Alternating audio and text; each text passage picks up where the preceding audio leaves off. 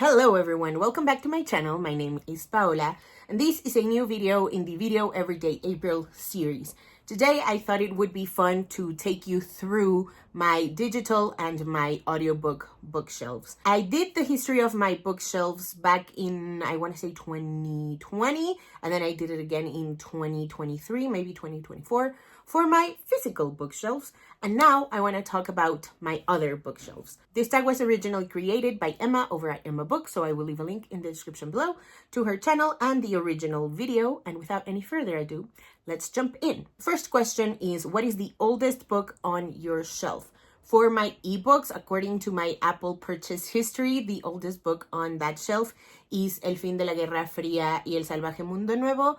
I got this one because of college, and it's just a nonfiction book about both the immediate aftermath and the long-term consequences of the Cold War ending. As for my audiobooks, the oldest book on that shelf is The Atlas 6 by Olivia Blake. This was the first book that I ever downloaded from Libro FM. Because I was a part of their influencer program, it just really excited me that this book was on that list. And at the time, the book was getting really popular, and I've still yet to read it. So there's that. I should fix that soon. The next couple of questions are of books that you read each year. You can go as far back as you want, but Emma went as far back as 2016. So that's where I'm gonna jump off. A book I read in 2016 was El Diario de Tita by Laura Esquivel. This is a sort of companion to Like Water for Chocolate, in the sense that it's literally Tita's journal, the main character's journal. And I feel like in a way it's supposed to add possibly to what's in Like Water for Chocolate. But in my opinion, this book was not as necessary. At least I don't think it's necessary to enhance your experience with Like Water for Chocolate. I think Like Water for Chocolate is a perfect book as it is. And I won't be having audiobook answers for these next couple of questions until we get to maybe 2020, perhaps 2021, because that's when I started acquiring audiobooks and not just listening to them on Scribd or whatever app. So I will let you know as we go along. In 2017, I read Sanctuary by Rebecca Witherspoon. This was the first e-arc that I ever got. It was very exciting. I don't even remember why I applied. I don't remember what I was thinking in 2017 regarding books, and especially with this one, because I was basically like, hey, just let me read your book on the Google form. And that's a very wild comparison to make to Paola in 2020/2021, where I was so self-conscious about my platform, my follower count, etc. So it meant a lot to me that Rebecca Witherspoon approved me for this e-arc. A book I read in 2018 was Labyrinth Lost by Zoraida Cordova. This, I remember people were talking about it and raving about it, mostly because of the straight baiting. And I just want to say, I read it in 2018 and I was like, yeah, that's straight baiting. And then I reread it in, I think 2021, maybe 2022. And I was like, guys, there was no straight baiting. I think it was just 2018. If you don't know, Labyrinth Lost is a contemporary fantasy story about Alex, who is a witch, a bruja, but she does not want to be a witch. And so on her, I think it's called her death day, aka the day where it's like the witchcraft baptism of sorts. She casts a spell so that she can get rid of her powers, and instead of doing that, she disappears her entire family, and that's how the story takes off. This was so intense. It was very action-packed, really well-paced from what I can remember. The side characters are also top-notch, and the ambience, just the atmosphere, felt very real. I distinctly remember reading this while I was at my internship doing absolutely nothing but reading, and I could feel myself getting immersed in the story. A book I read in 2019 was Monday's Not Coming by Tiffany D. Jackson. This is a very hard-hitting mystery/thriller book YA, and it's about a girl whose name I believe is Claudia, and one day her best friend Monday just doesn't turn up to school and nobody seems to notice except for her. A book I read in 2020 was Theirs for the Night by Katie Robert. This was the group book for the weekend's marathon,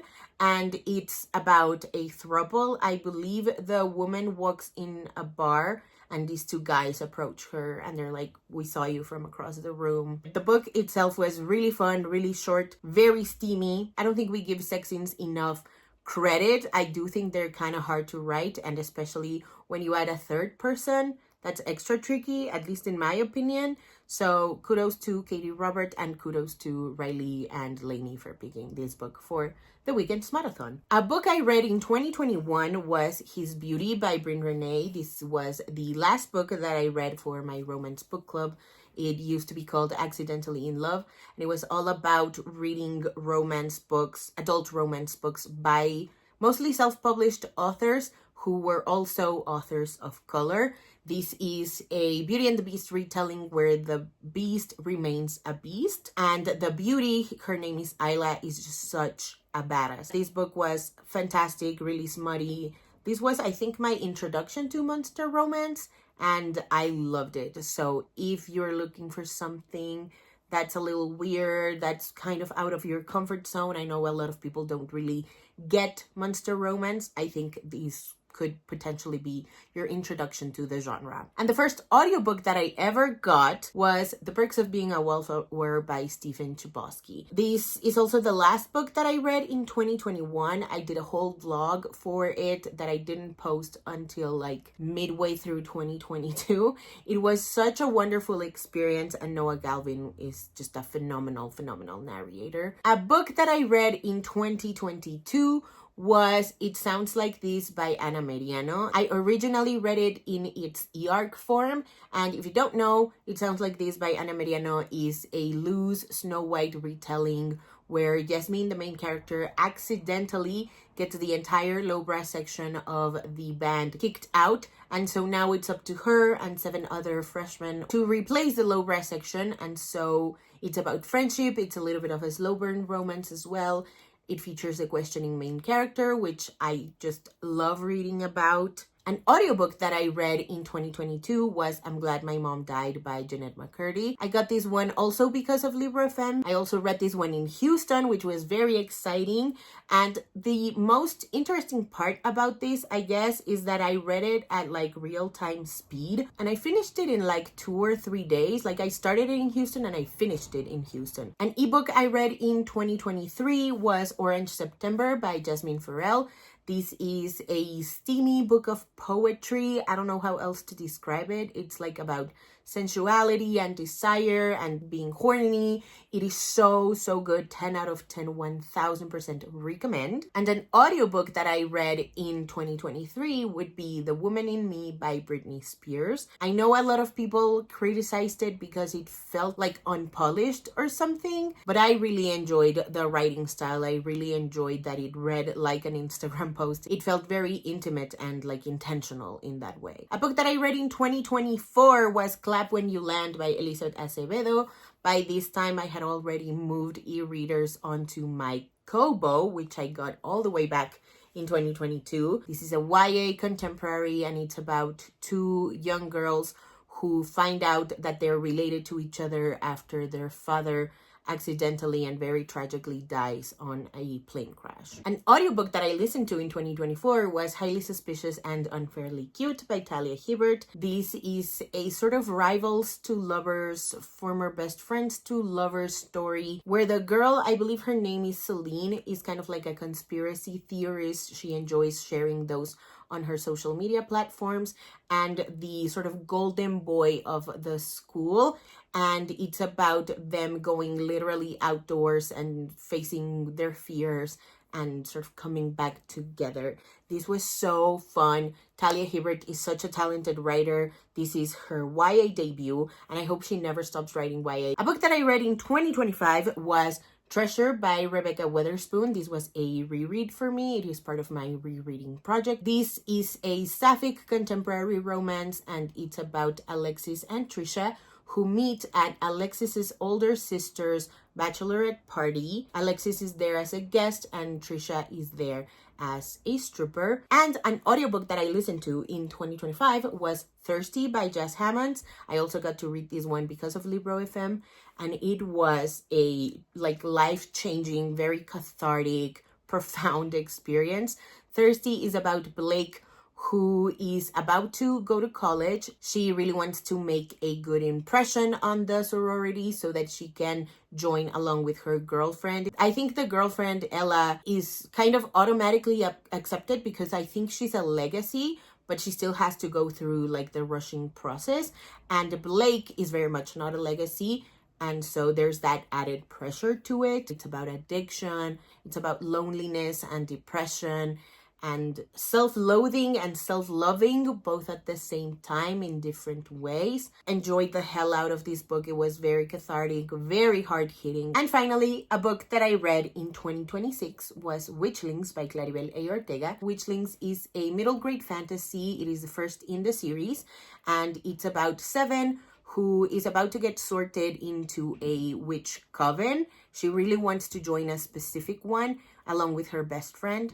And unfortunately, while her best friend joins a coven, she is labeled a spare, which basically means that she is covenless. And so the story kind of takes off when Seven demands to do the impossible task, which is a sort of ritual where she has to prove her skills as a potential witch. As for audiobooks, I haven't read any that I own, but I do want to give once again a big shout out to This Ain't Our First Rodeo by Liara Tamani. This is YA Black Cowboy Romance, and I love it to pieces. The next question is, what is a book that you've read more than once? The answer to that, or the one that I want to shout out, is Six of Crows by Leigh Bardugo. This is a book that I originally read, I think 2024, and I am rereading it now because I have a video plan for it. And I thought it would feel kind of like homework because, again, I had read it very recently, but I'm getting so much out of it. I am annotating the shit out of it as well. I am color coding it this time, which is kind of interesting given the limited amount of colors that I get on my Kobo. As for the audiobook that I've listened to more than once is Our Way Back to Always by Nina Moreno. I originally got this book, I think 2024 for Latinx Book Bingo, and I reread it early 2025. Wonderful experience. I love Nina Moreno's writing, and I think this is one of the best YA romances out there. The next question is, what is a book that you waited over a year to be published? The answer to that is very easy. The Welcome to Seaport series by Katrina Jackson. I don't even remember when they were originally published, and then all of a sudden, they were all gone. And now, finally, they are back online. This is a small town romance series. The new covers are so beautiful. They're so cute. I just love Katrina Jackson's writing. I love small town romances. I just know that I'm gonna love the hell out of this series. The next question is, what is a book that you read away from home / on vacation? I read The E-Arc for A Theory of Dreaming, which is the sequel to A Study in Drowning. As for an audiobook, I will say again, I'm Glad My Mom Died by Jeanette McCurdy. I read this one when I was in Houston. The next question is, what is a book you got from someplace special? Anything that's not your local bookstore or an online retailer. And for this one, the answer is very easy. All of my indie e-arcs, but most notably, Sanctuary by Rebecca Weatherspoon, That Kind of Guy by Talia Hibbert, Before We Fall by Real C. Adams, and most recently, A Pinch of Luck by Hannah Phillips. What is a book that made you cry? The ebook of X Marks the Spot by Gloria Chao. This was an e-arc. I don't even know how to talk about this book because I was expecting fun teen angst in Taiwan, and I got a very hard-hitting family story. I loved it so much. Please check it out if you haven't already. For an audiobook that made me cry, that is 1000% Our Way Back to Always by Nina Moreno. This book was so angsty and so emotional. I think it's a really well-balanced book. I think it has rom-com potential. I don't want to call it a rom-com though, but I do think it has rom-com potential. And because of how the events play out in the book, because of how the book is paced, I think that's why it made me cry as many times as it did. Next question is, what is a book you read in one sitting? For the ebook answer, I want to say Just for Tonight by Rilsey Adams. This is a kind of like erotic romance story. Very fun, really sweet, really short. I think the sequel is out now. I think it's called How About Forever. My audiobook answer for this is the first two books in the Huda F series. Once again, shout out to Libra FM. This production of these two graphic novels blew my mind. It was so perfect. The next question is a book that was a gift. So my ebook answer is Let's Talk About Love by Claire Can. This was given to me by Joss on my, I want to say 27th, maybe 26th birthday. And for my audiobooks, I haven't gotten one yet, but I do have 6 credits on Libra FM because my sister, my aunt, and my grandparents got me audiobook credits, so shout out to them. Next question is a book you read before owning, whether it was a library book or borrowed from a friend. The first book that came to mind was Juniper and Thorn by Ava Reed. I read the e-arc before I purchased the book. And the audiobook answer would be Thirsty by Jess Hammonds. I don't own it yet in its physical form, but I really want to. The next question is a book that has been damaged. So it's kind of hard to damage audiobooks and digital books. So I don't have a real answer for this, but I do want to call out the absolute trash that is NetGalley with poetry books. And it's not NetGalley as a platform, it's the publishers. They are so poorly formatted. I just need people to pay more attention to that because I do think that it kind of kills the excitement, especially when you get an e-arc and it's all over the place. Next question is, what is a book you got on sale or discounted? I got Dumpling, the entire series of Arsène Lupin, and Love Boat Taipei by Abigail Hingwen on Kobo for 99 pesos. This was the deal to end all deals. This was the first time like I ever consciously broke a book ban, and my mom was like, what? Why would you do that? And then I said, but look at the price. It's worth it. The next question is, what is a book you read with someone else, aka a buddy read, or read with a book club? My ebook answer would be That Could Be Enough by Alyssa Cole, because I read this one with Lucy for my now dead Accidentally in Love romance book club. And my audiobook answer for that is Burn Down, Rise Up by Vincent Tirado. This was the group book choice for Latinx Book Bingo in 2023. I don't really have a real honest answer for a book I associate with a song. I do think a lot of Escape by Kehlani in association to Everything by Nicola Yoon, but I've never read the book. I've just seen the movie and I really enjoyed that moment with that song. The next question is, what is a book you associate with food? And for that, my answer is Mimi Grace's Make a Scene. This book is so foodie. It's so delicious.